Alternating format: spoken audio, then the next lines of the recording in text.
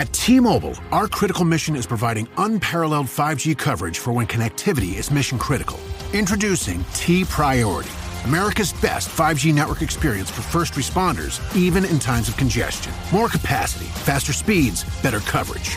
T-Priority from T-Mobile, built for tomorrow's emergencies, ready today. Discover more at t-priority.com. For qualifying organizations on eligible rate plans, coverage not available in some areas and may be impacted by emergencies. Are you a forward thinker? Then you need an HR and finance platform that thinks like you do. Workday is the AI platform that helps propel your organization, your workforce, and your industry into the future. Workday, moving business forever forward.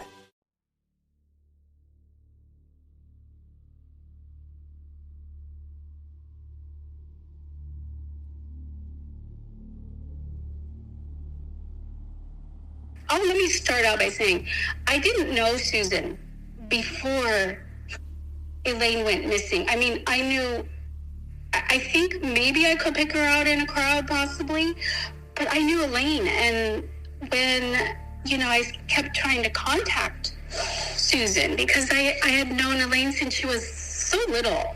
I mean, driving her to dance competitions or doing her hair. The kids were so little, they couldn't do these things on their own. This is Rosemary Wheeler.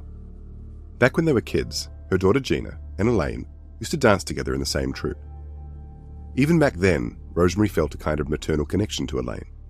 She remembers her as sweet, polite, and always kind, the type of person who was always quick to smile, quick to laugh, and always the first one to help someone up if they fell. So when Elaine went missing, Rosemary felt it in her gut. She felt compelled to get involved, like there was some sort of invisible string pulling at her, demanding she start searching, just as she would if it were her own child that was missing. And less than 8 days after Elaine's car was found on Pacific Coast Highway, Rosemary was in the thick of it. Side by side with Susan Park, she was coordinating searches, chasing down leads, gathering evidence, and working with search and rescue teams, homicide detectives, and bloodhound handlers. She and Susan became a team, inseparable for a long time, bound by the search for Elaine. When I first met Susan, it was on my front porch. It's the first time I had actually, probably even had a conversation face-to-face with her. And, it's funny because early on, I would hear from some moms around, you be careful around her. She's, she's just different. And I just said, well, yeah, we're all different. Rosemary and Susan came from very different backgrounds, and Rosemary was aware that there was significant cultural differences between the two of them. Their views on things often clashed, but for the most part she chalked them up to those differences. She pushed the clashes aside and focused on what mattered most, that they both wanted to find Elaine. For a while that shared goal kept them together, but within 18 months that bond they'd built began to unravel. Trust eroded, tensions grew, and eventually they went their separate ways, each pursuing the search for Elaine from their own independent corners. But let's go back to the beginning.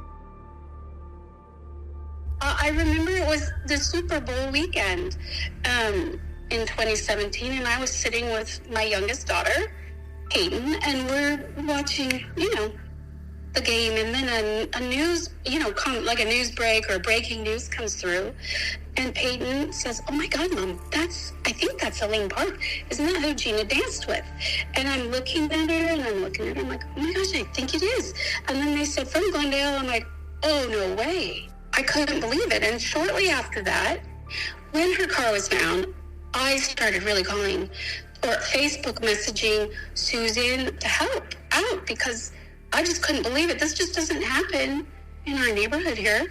It was upsetting to me, and my girls are both like, "Mom, don't do that. Just be careful." And I'm like, "No, listen, ladies. If anything ever happened to any one of my kids, I certainly hope someone would step up and help me. It's just the way I am." And it started there, and I met Susan face-to-face a few days after February 10th, once the GoFundMe was set up and the Facebook page.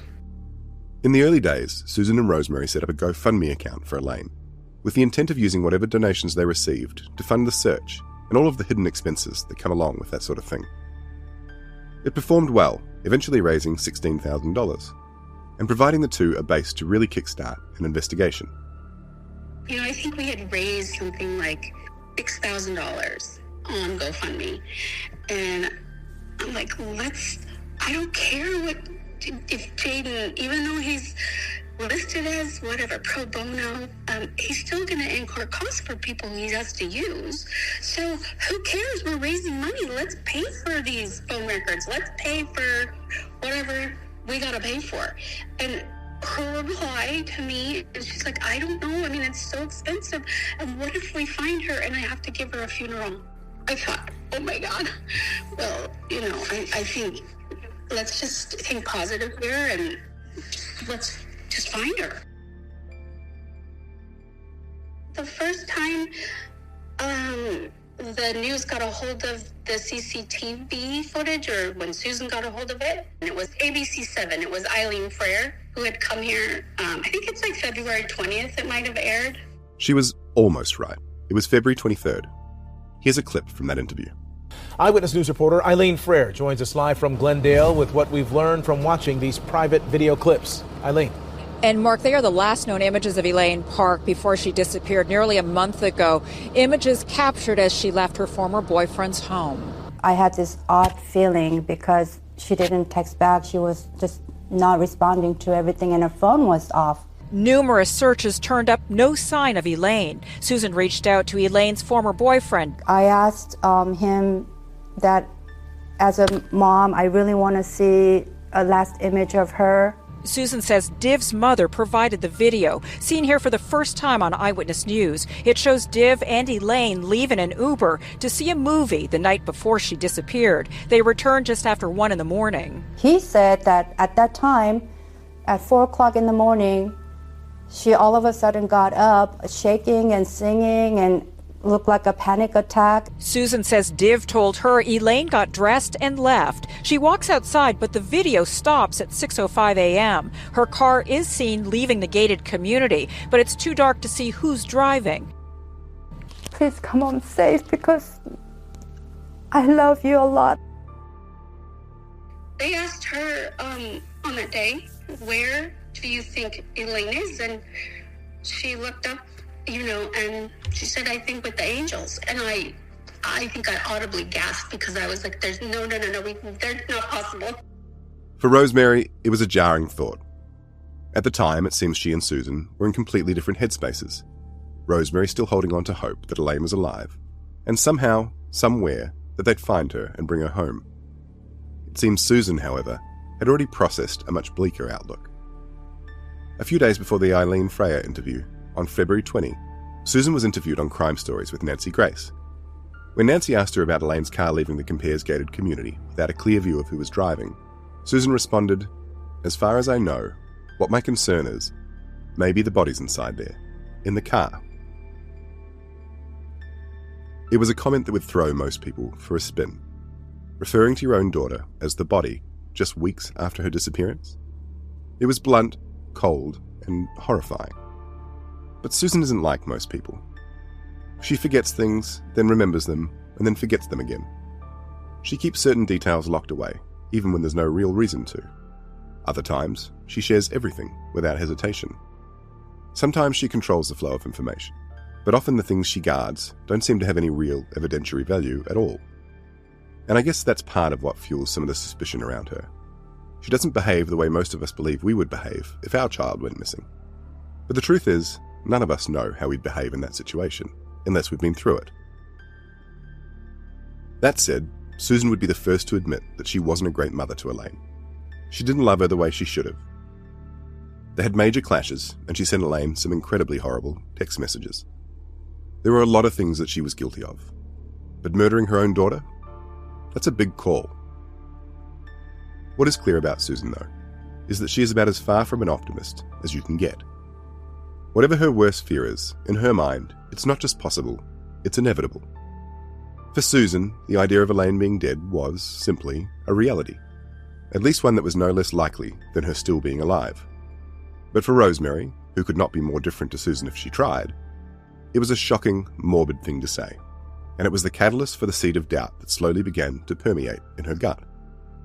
She couldn't feel it yet, but that invisible thread, the one that had dragged her into the search to begin with, it had wrapped itself around her heart, tightening more and more as the days went by, and had started dragging her toward a world more devastating, more confronting, and more confusing than she ever could have predicted. A world that would change her life forever. And once it yanked, there'd be no turning back. I'm Troy Taylor, and this is Among the Missing.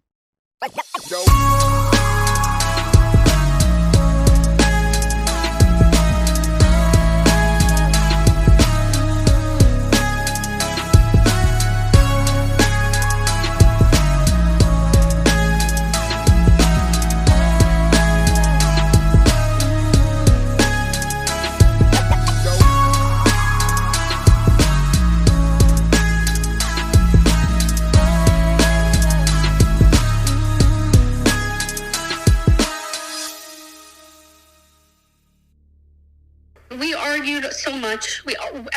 As much as I put so much into it, but we argued and, but we still stuck together and, through the whole thing. And I was ever so grateful for when Mike and Anne Marie and Neil and Ingrid stepped in. I mean, they took over every cost. They paid for everything. They put the money up for the reward. They paid for Jaden. It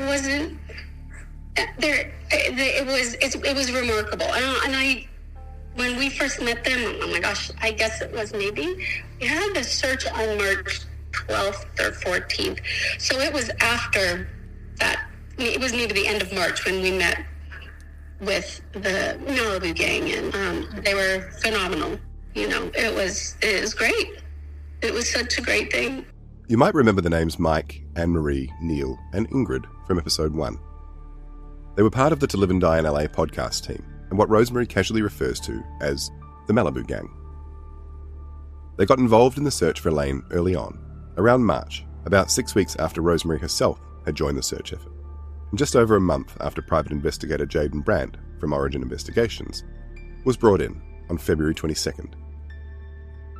When Jaden and the Malibu Gang started their own investigation, Rosemary helped where she could, but for the most part, she stayed by Susan's side, focused on whatever it was that Susan felt needed to be done. Working with Susan, is like working for Susan. I did everything. Get this, do this. I ran around like a chicken without a head for her. And, and I get it. I mean, maybe she's too distraught to, you don't know what you're going to be like until you're, in that kind of position. And it's a position you never hope you're in. But, I did what I had to do. And, it was tough, and I mean, there are times where I would just feel so terribly sorry for her because she really doesn't have any support. Her ex-husband doesn't support her. He would rather just sweep everything under the carpet and not even mention it. It just is such a crazy dynamic. I'd wish it on nobody. And she really was like in it alone. He didn't come to the search either. Ray, Elaine's father, never really helped look for Elaine. He didn't show up to the physical searches. He didn't attend press conferences, never gave interviews, and never made a single public plea for help. He just kinda did nothing. It was as if Elaine's disappearance was an inconvenience to him, rather than a tragedy. It seems he felt it somehow reflected badly on him in the Korean community, and all I can put that down to is the early theory that perhaps Elaine had suicided. From the start, Susan suggested that suicide might have played a role in Elaine's disappearance, and the police seemed to latch onto that idea almost immediately, and despite a mountain of evidence suggesting otherwise, they've never really moved away from it. I really thought at the beginning, I really thought we were going to find her. There's no way, she's just somewhere that she's just taking a break. She wasn't suicidal, she wasn't. I mean, she had plans, and she wanted to travel, and she's exploring so many different opportunities as far as the career goes. It just isn't true. I kind of think it downplayed the whole situation with the police, unfortunately. With a carport there and all her stuff left in the car. I mean, I think they did 2 ocean searches for her in the area where her car was found. And they did thorough searches, right after they had picked up. And it was raining too, and they say that it's actually better when it's raining and you have the scent dogs out there because it brings the scent up more. And there was nothing, not even any sign of a scuffle. Let's say if we ever found evidence it was there, whoever's car she got into, she got in willingly. She's not the personality to, I'm just getting taken kind of thing. No, she would fight. She was a tough girl. She wouldn't go down easy. The 2nd of February was a key date in Elaine's disappearance. It was, of course, the day her car was found abandoned on Pacific Coast Highway. But it was also the first day Susan and Jeff had gone to visit the Compare family at their home in Calabasas. It just happened to be Elaine's father, Ray's, birthday, and that morning, Susan had left a note for Elaine on the whiteboard in her room that read, "Elaine, as soon as you decide to come home, and you are home, please let me know at your earliest. I am so worried. I do love you." When Elaine's car was discovered, the Glendale Police Department were called out to the scene, and, eventually, it was towed back to the station. They kept hold of the car and all of her belongings from within it for about 2 weeks before everything was released back to Susan. From what I can determine, it appears they didn't do any significant processing of any of it. The lease on Elaine's car was in Ray's name. A couple of months after her disappearance, he sublet it to a third party. And by June, the car had been totaled in an accident and sent to a salvage yard to be auctioned off, with any potential remaining evidence lost forever. February 2nd, they find the car. February 2nd was also Ray's birthday. When they got the car back, when they got, Elaine's car back, I think Susan and Jeff picked the car up. I think Ray had come to her house to pick it up. But to sublet the car, I think I would have preserved everything. Didn't even dust for fingerprints on the laptop and all the stuff in the car. I don't know. It just was such a horrible situation. When a patrolman from the Lost Hills Sheriff Department found Elaine's car, he noted that her belongings were neatly arranged inside. In the front console, there were 2 iPhones, her current iPhone 7, still, according to Susan, plugged in, and an older iPhone 6 that was damaged beyond recovery. There's contention around whether her phone was actually plugged in and whether she actually had a charger in her car or not. Susan says she absolutely did, because the phone was plugged in when it was found.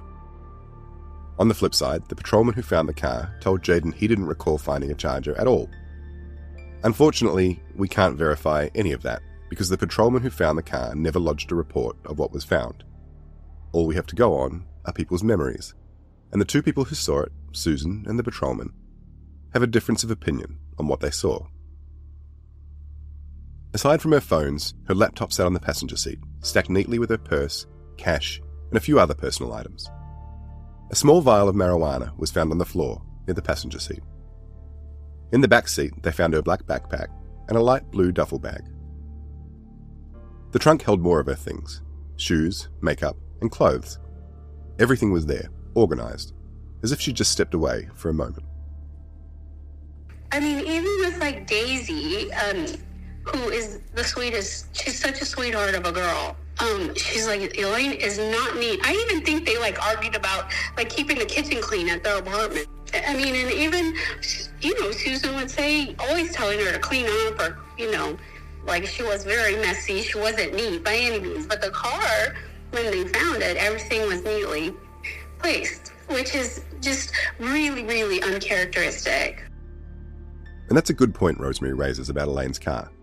It was found with all of her belongings stacked neatly on the passenger seat. Almost too neatly.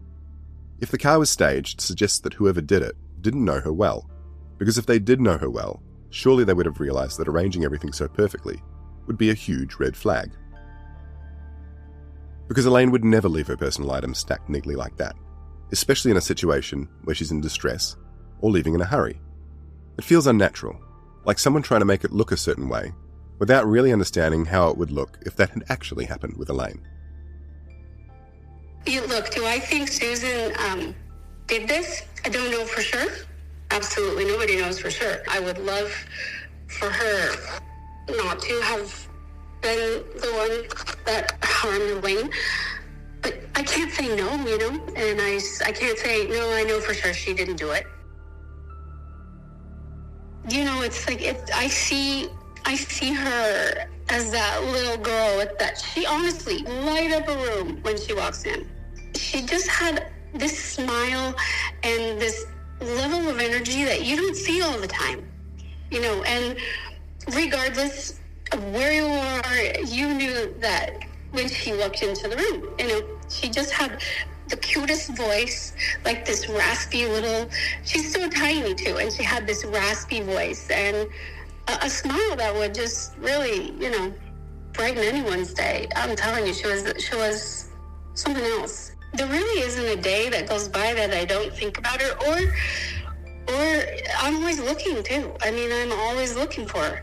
Just because, what if she's still out there? I mean, I hate to admit that, you know, it's most likely that she is dead, but, you know, I'll never stop looking. You know, every once in a while I'll see a face and I'll stop the car and look twice, or because I, you know, still have that hope that she's out there somewhere.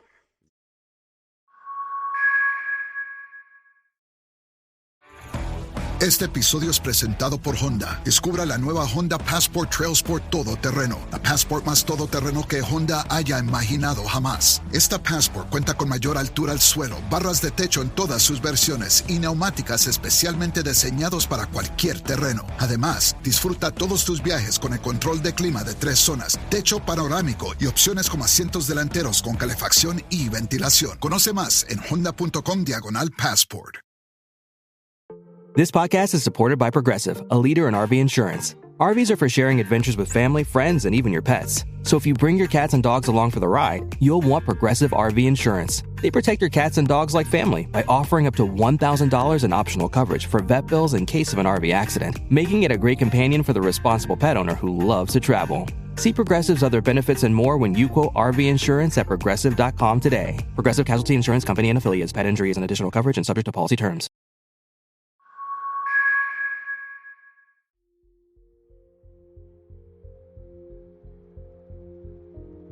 One of the leads Susan and Rosemary pursued together came through the Help Find Elaine Park messenger inbox in early September 2018. It was from a woman named Michelle Westervelt. Michelle didn't waste time with pleasantries. Her opening message had a real sense of urgency. Call me immediately. I have incredible information relating to Elaine's disappearance. When Susan and Rosemary met her in mid-September, they realized that urgency wasn't just a one-time thing. It was who Michelle was. I'm thinking that she's somewhere between here and Utah. That's what my thought is, because you guys had no idea that Divine left to Utah. From California to Utah, that's a long distance. That's a long distance, it sure is. Doesn't it make it more of a bigger situation knowing that he went and hid out in Utah? And you know he has a friend named Un, right? What we didn't know any of this until you told us. Michelle was in rehab at the Tarzana Treatment Center when she met a guy named Ben Kim, BK as she called him. He was, as she put it, her rehab crush. She thought he was handsome, maybe a little mysterious, and she really enjoyed spending time with him. They were housed in the same wing, and they'd spend the night hanging out together in the rec areas, watching TV and chatting. One night, somehow, the conversation drifted to Elaine's disappearance. Before rehab, Michelle had been obsessed with the case. As early as May 2017, she'd been actively engaging on posts in the Help Find Elaine Park Facebook group, heavily pushing the theory that Divine was involved. She couldn't understand why he hadn't been arrested, or even named a suspect. So when she met BK, this good-looking guy who not only knew about the case, but was actually friends with Divine, and had been there at Divine's guest house the night Elaine disappeared, she was stunned. And, just as she'd promised in her original message, BK's story was incredible. According to him, everything that had been said about the night at Divine's place, the night before Elaine disappeared, was a lie, completely fabricated, moulded into a plausible story, to cover up what really happened to Elaine. they never went to a movie that night. That's why I keep on telling you, they never went to a movie that night. And so that Uber that you guys saw leave, that wasn't Elaine and Divine. That was BK and his girlfriend. When he heard on the news that they left on an Uber, he was like, that was me. And he said it was so weird because he was hanging out at Divine's house beforehand. Yeah. And Divine was very nervous and was, like, you got to get out of here before Elaine comes. So he said he was just fucked up. He's with a girl, and so they just called an Uber. And they left, and I think that was the same Uber, because I think that they fucked with the cameras when they did some editing. So I don't think they ever went to a movie that night. Unless you saw footage of them on camera at a movie theater, I don't believe that he was there. He said that they were fighting. He said he knows her daughter very well. Who was fighting? Elaine was fighting with Divine. Okay. They were fighting over some type of jealousy issues because Divine gets all these girls and gets so much, attention. Divine wanted him out of the house. Like, normally he hangs out there with Elaine and other people, and he said Divine was like, you've got to get your shit and get the fuck out, basically. And then Elaine came over, and then that's when she came up missing. As much as Susan wanted this to be a breakthrough, the first witness account that could finally tie Divine to Elaine's disappearance, even she couldn't ignore the holes in Michelle's story. The biggest problem, the CCTV footage. It was Elaine in that video, categorically, unquestionably Elaine. That was a fact that couldn't be twisted or explained away, and no matter how much Michelle believed BK's versions of events, that one detail alone made it impossible to take his claim at face value. But like almost everything in Elaine's case, even that detail wasn't entirely straightforward. Yes, the CCTV showed her leaving Divine's house, but she was wearing different clothes than she was when she arrived just a few hours earlier. In the one interview Divine gave to Neil Strauss and Jaden Brandt, he explained that Elaine had borrowed a pair of his tracksuit pants and a sweater at some point during the night, and that's what she was wearing when she left for the movies. By the time she left at 6:05 a.m. the next morning, she'd changed back into the clothes she'd arrived in. It was a small detail, but in a case filled with uncertainty, even that added another layer of questions. So from the Uber, we tracked down the Uber people. The Uber people, we spoke to them, and they picked up this Divine and Elaine supposedly coming back from the movie theater, and they didn't see any fighting happening. So do you think that might not even be an Elaine? Is girlfriend Asian? No, BK dates an Asian girl. No, yeah, BK is the one that... He's Korean. No, my question is, from the movie theater coming back to Divine's house, right? If it was on or someone else, and was it another Asian girl, and then maybe the Uber girl thinks that's Elaine, but that wasn't really Elaine. So they were saying, he was specifying that he picked up two Divine and Elaine from the movie theater, and they were going home, and they didn't sound like they were fighting. Maybe they did see a movie, but BK even said to me, I don't think they ever went to that movie theater. That's what BK said to me. Eventually the conversation shifted to what had been happening recreationally that night, and whether Elaine and BK had any kind of history. Had they met before? Were they friends? Was there more to it?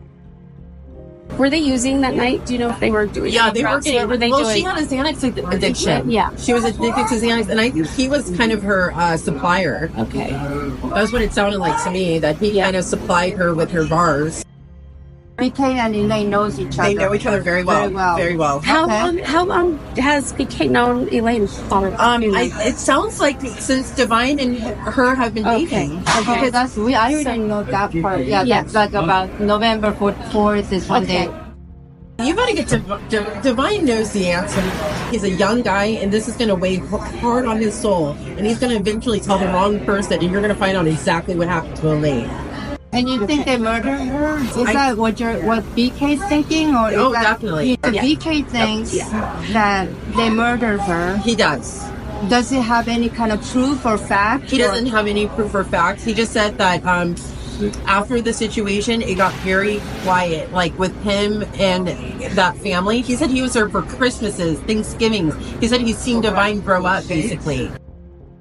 BK, did he live in the area? Did he live with over his house? West Hills. Oh yeah. Okay. Oh, good. Mm-hmm. Okay, so when on your one of the texts you said something about West Hills, I'm going, What do you mean West Hills? So that's BK's house. So they were there. Elaine and everybody was there. Yeah, Elaine would go over to his house and she would roll their joints. He said she was like the roller for the joints. So when on that same 4 days of that incident, Elaine was there at West Hills house. He said he saw her the night before she disappeared. He said he saw her. He didn't see her the night she disappeared. He just knew she was coming over because he had to leave. But the night before, he said he was effed up on mushrooms and that she came over.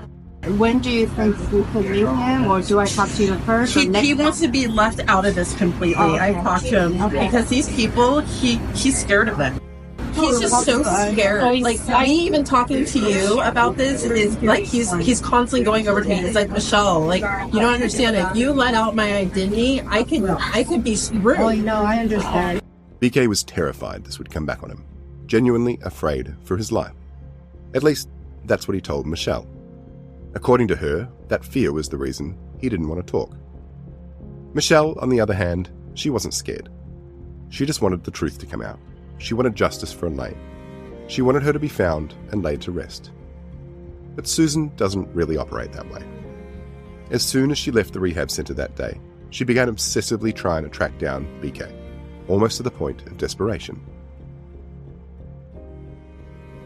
If she'd had the time to open the phone book and call every single Kim in it, I'm pretty sure she would have done it. But no matter how hard she tried, she could not find him. BK became incredibly elusive. He wiped his social media, ignored messages, and if Susan did have the right phone number, he dodged every single one of her calls. Still, she refused to let it go, and she and Michelle kept working together, chasing BK all the way into early 2020. And then, she finally got the good news she'd been praying for. Michelle had finally managed to get hold of BK. But the celebration was short-lived, because not only did BK deny everything, he claimed he didn't even know who Michelle was. Michelle was not ready to give up. She told Susan she would keep pushing for answers, and she did. But those answers were never to arrive, because within a month of her last text message to Susan, saying she was going to go and push to get the truth, Michelle Westervelt was dead.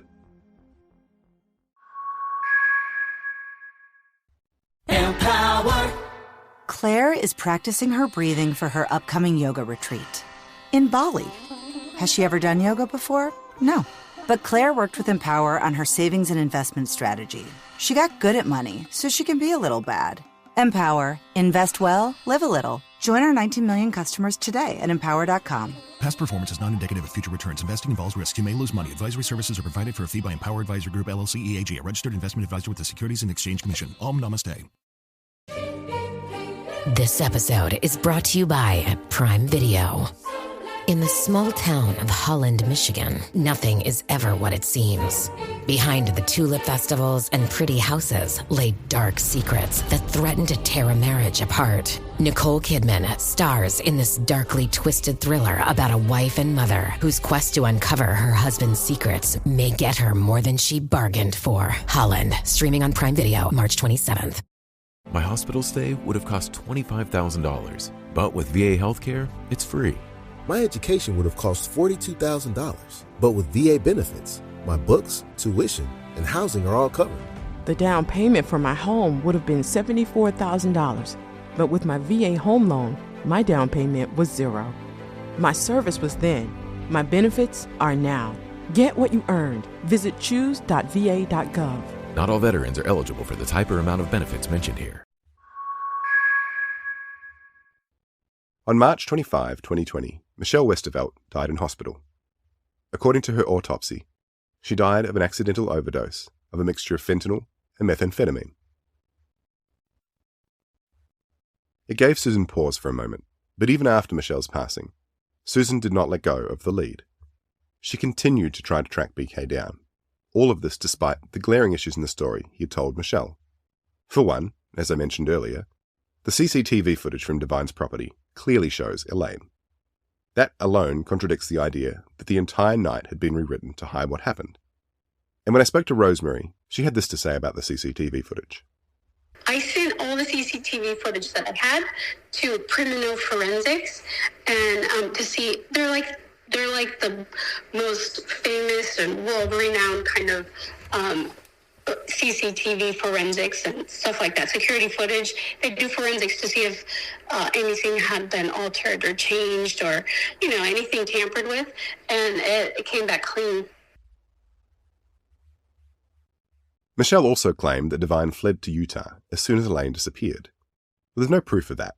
In fact, we know that Susan met with Devine and his family at their house in Calabasas on February 2nd, the day Elaine's car was found. So he was definitely still in town at that point. We also know he was in Utah the week before Elaine disappeared. So, if he left, it certainly wasn't in direct response to her disappearance. And what is probably the biggest problem with BK's version of events is the claim that Devine told him to leave the night before because he didn't want him there when Elaine arrived. That doesn't add up at all. Devine was expecting to see Elaine the entire day. She kept telling him she was on her way, and then she wasn't. By the time she actually did show up, around 8:30 p.m, he had no real reason to believe that she'd follow through that time either. Regardless of it all, I still looked into Michelle's lead, because every lead is worth checking out. Sometimes the most bizarre theories turn out to be true. Truth is stranger than fiction, right?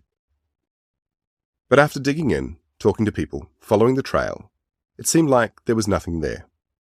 Other than Susan, no one believed Michelle's claims. It started to look like she'd made it all up, that there was no real connection between BK and Devine, that it was just the fantasy of someone battling a severe drug addiction, hyperfixated on a missing persons case. At least, that's what I thought at the time.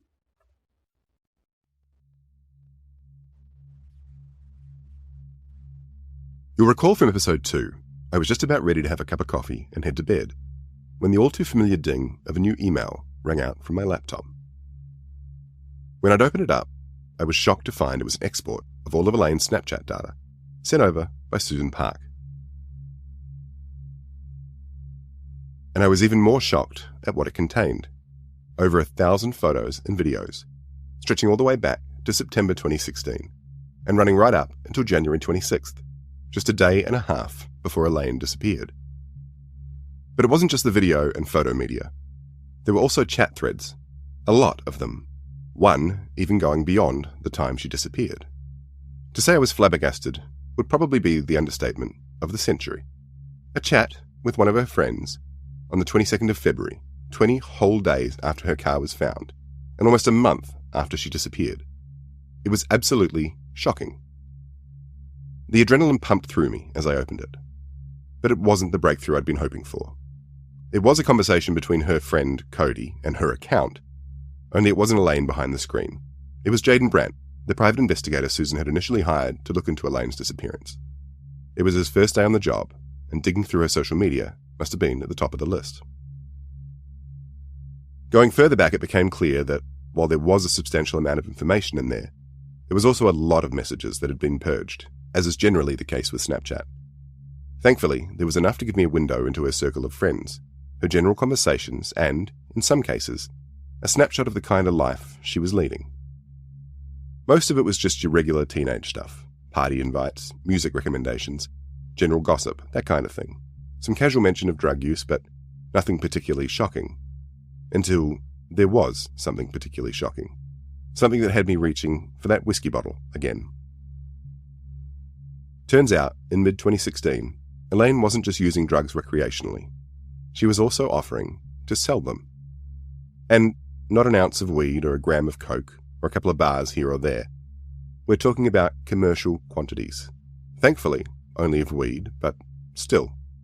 In June, she offers a friend in New York 5 to 6 pounds of marijuana. At $1,800 a pound, that's a transaction that would have been worth over $10,000. Would have been considered a federal felony, and, had she been caught actually going through with the deal, could potentially have seen her sentenced to 5 years in prison. She did dabble in smaller, middleman kind of stuff. For example, in the same conversation with her friend Kim X. Kush, Elaine also offered to sell hash oil, or wax, and fentanyl, or fire as she called it. But nothing anywhere remotely near the weed deal.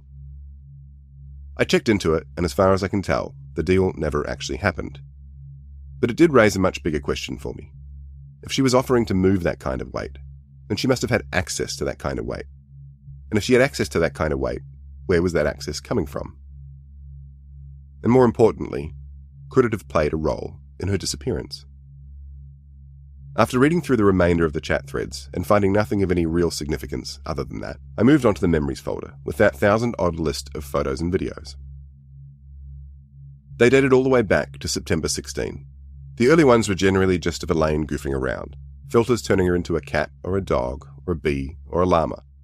They were gut-wrenching to watch, this happy, carefree girl, completely unaware of what was to come in just a few months' time. But it was her December and January videos that I wanted to start with, the ones that might give me some perspective to the weeks leading up to her disappearance, and might hold some clues as to what actually happened. Her last video was from the early hours of January 26th, the same morning she ran out of gas on the 118-210 freeway merge, where Susan and Jeff had to come and get her. In the clip, she's at a party in San Dimas with her friend Cody. She smiles at the camera, then turns it to face him, and he says something like, "We're going to get lit like a duck." It's a 10-second clip with nothing else really of interest. It looks like she must have left the party to head home around 1 a.m, because there are messages from both Cody and another friend, Nick, at around 2 a.m, both checking in to make sure she got home safely. And that raised another question. If Elaine did go home at 2 a.m, then why did she go back out later? And where was she going with almost no gas in her tank? What was so urgent that she risked and ultimately ended up being stranded? It wasn't lost on me that the deeper I dug to find answers, the more questions I ended up with. It's just the nature of this case.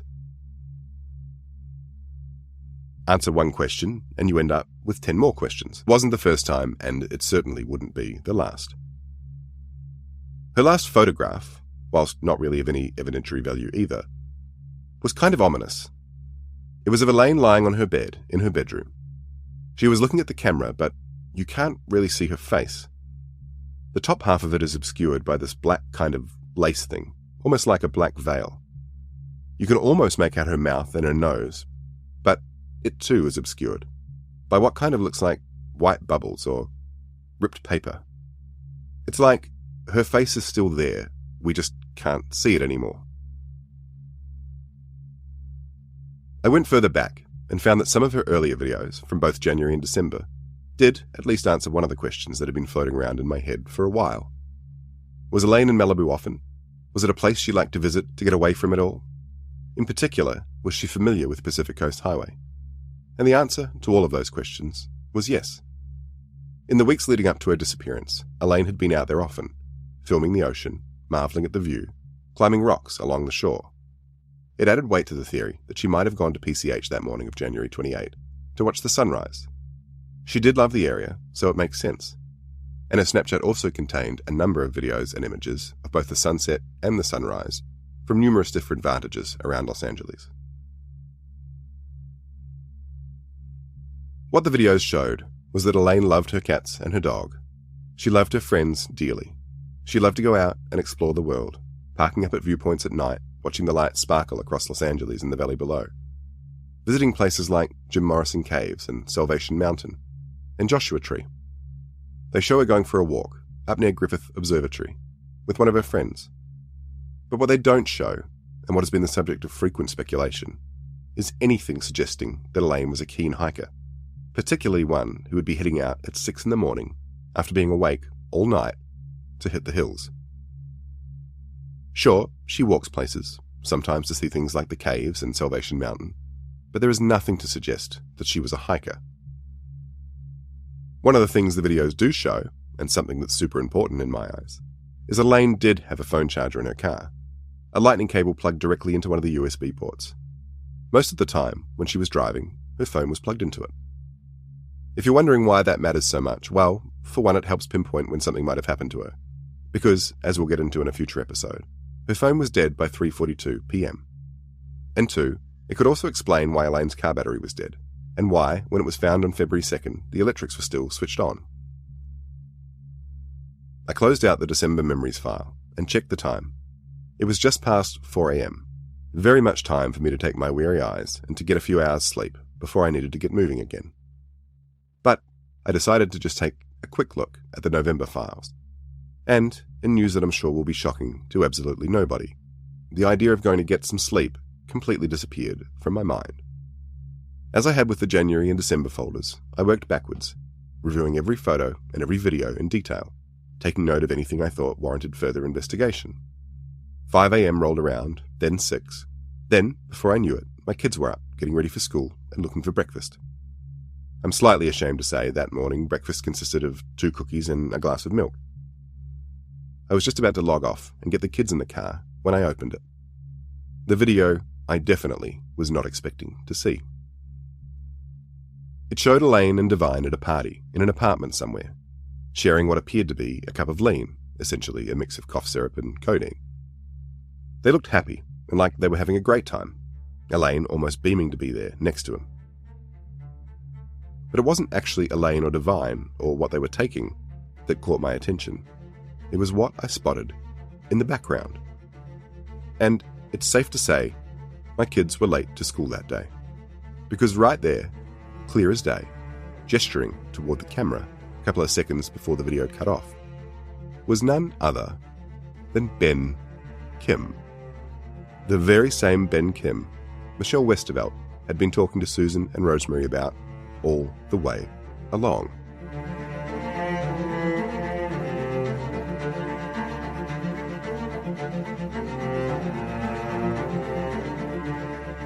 But that's next time on Among the Missing.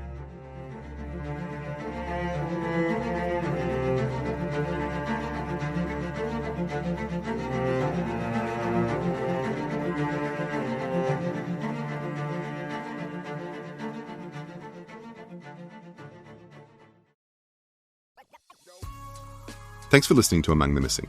If you know anything about what happened to Elaine or where she is, a reward fund of $25,000 cash is still on offer.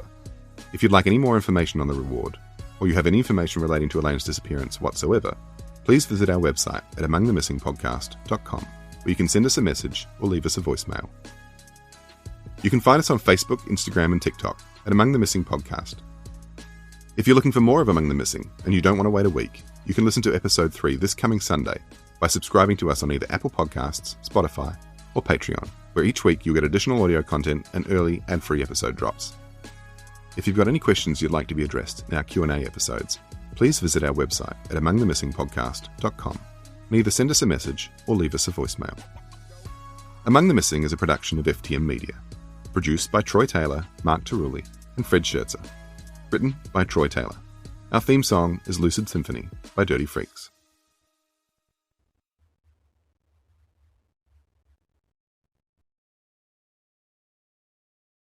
Elaine Park is still a missing person, and her case is still open with the Glendale Police Department. If you have any information about her whereabouts, please contact them on 818-548-3135 and mention Elaine's case number, 171512.